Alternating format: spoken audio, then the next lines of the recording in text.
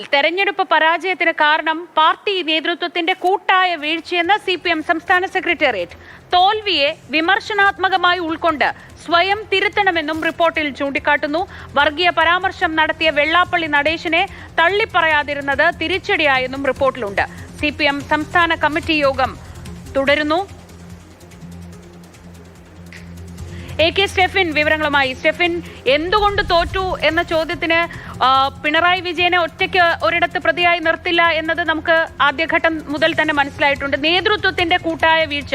അപ്പോ തിരുത്തേണ്ടടുത്ത് തിരുത്താതെ നേതൃത്വം എന്ത് ചെയ്യുകയായിരുന്നു എന്ന ചോദ്യം കൂടി ഉയരുന്നുണ്ട്. എന്തൊക്കെ കാര്യങ്ങളിൽ വീഴ്ച വന്നു എന്നാണ് ഇപ്പോൾ പാർട്ടി കണ്ടെത്തിയിരിക്കുന്നത്?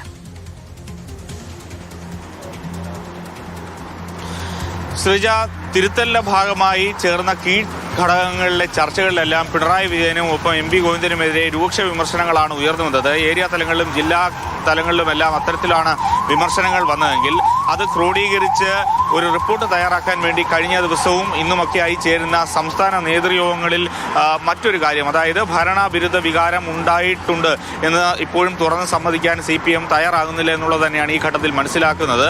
ഒപ്പം തന്നെ ഒട്ടേറെ വിഷയങ്ങൾ തെരഞ്ഞെടുപ്പിൽ തിരിച്ചടിയായിട്ടുണ്ട്. ഒന്ന്, ന്യൂനപക്ഷ വോട്ടുകളുടെ ഒരു ഏകീകരണം, അത് UDF-ന് അനുകൂലമായി മാറി. 2016-ലും 2021-ലും LDF-ന് അനുകൂലമായ അത്തരം ചില കാര്യങ്ങൾ ഇപ്രാവശ്യം ഉണ്ടായില്ല. ഒപ്പം തന്നെ സർക്കാരിൻ്റെ വികസന നേട്ടങ്ങൾ നല്ല രീതിയിൽ ജനങ്ങളിലേക്ക് എത്തിക്കുന്നതിൽ സംഘടനാപരമായി പാർട്ടിക്ക് നേതൃത്വത്തിന് വലിയ തരത്തിലുള്ളൊരു വീഴ്ച ഉണ്ടായി എന്നുള്ള കാര്യമൊക്കെ തന്നെ തുറന്ന് സമ്മതിക്കുന്നുണ്ട്. അതൊക്കെ റിപ്പോർട്ടിൽ തന്നെയുണ്ട്. ഇനി ഏതായാലും ശൈലി മാറ്റം ആവശ്യമാണ് എന്നുള്ളൊരു കാര്യം റിപ്പോർട്ടിൻ്റെ ഭാഗമായി വരുന്നുണ്ട്. ഇന്നലത്തെ നേതൃയോഗങ്ങളിൽ അത് ഉയർന്നു വരുന്നുണ്ട്. പ്രത്യേകിച്ചും മേൽത്തട്ട് മുതൽ താഴെത്തട്ട് വരെയുള്ള എല്ലാ നേതാക്കളുടെയും ശൈലി അത് ജനവിരുദ്ധമാണെങ്കിൽ അല്ലെങ്കിൽ ജനങ്ങൾക്ക് ഇഷ്ടപ്പെടാത്തതാണെങ്കിൽ അത് മാറ്റണമെന്നുള്ള കാര്യം ഉയർന്നു വരുന്നുണ്ട്. ഇനി ഏതായാലും ഏത് രീതിയിലാണ് ആ തിരുത്തൽ നടപടികൾ പാർട്ടി മുന്നോട്ട് കൊണ്ടുപോവുക എന്നതാണ് കാണേണ്ടത്.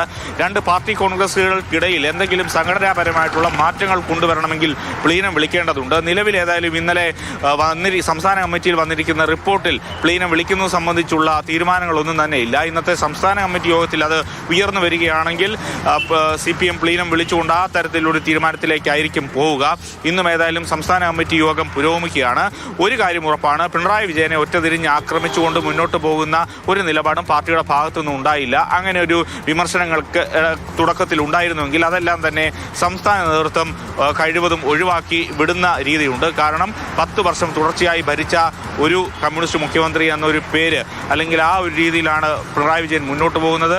ഒപ്പം തന്നെ ഇപ്പോൾ പ്രതിപക്ഷ നേതാവാണ്. അങ്ങനെ ഒറ്റതിരിഞ്ഞ് ആക്രമിക്കാൻ പാർട്ടിക്കകത്തു നിന്നും അത്തരത്തിലുള്ള വിമർശനങ്ങൾ ഉയർന്നു വരികയാണെങ്കിൽ അത് CPM-ന്റെ ഇപ്പോഴത്തെ രാഷ്ട്രീയ കാലാവസ്ഥയ്ക്ക് ഗുണമാകില്ല എന്നൊരു വിലയിരുത്തൽ കൂടി CPM-നകത്ത് ഉയർന്നു വരുന്നുണ്ട്. AK സ്റ്റെഫനാണ് വിവരങ്ങൾ നൽകിയത്. തിരുവനന്തപുരത്ത് നിന്ന് നേതൃത്വത്തിനാണ് വീഴ്ച സംഭവിച്ചത്, അല്ലാതെ പിണറായി വിജയനല്ല വീഴ്ച ഉണ്ടായത് എന്ന നിലയിലേക്ക് താഴെത്തട്ടിൽ നിന്ന് മുകളിലേക്ക് എത്തുമ്പോഴേക്കും ആ വിലയിരുത്തൽ അങ്ങനെ മാറുന്നുണ്ട്. പിണറായി വിജയൻ മാത്രമല്ല, പാർട്ടി സെക്രട്ടറിയും കൂടി ഉണ്ട് ആ കൂട്ടത്തിൽ. പക്ഷേ നേതൃത്വത്തിന് കൂട്ടായി സംഭവിച്ച വീഴ്ചയാണ് ഈ പരാജയത്തിന് കാരണമെന്നാണ് ഇപ്പോൾ പാർട്ടി വിലയിരുത്തുന്നത്.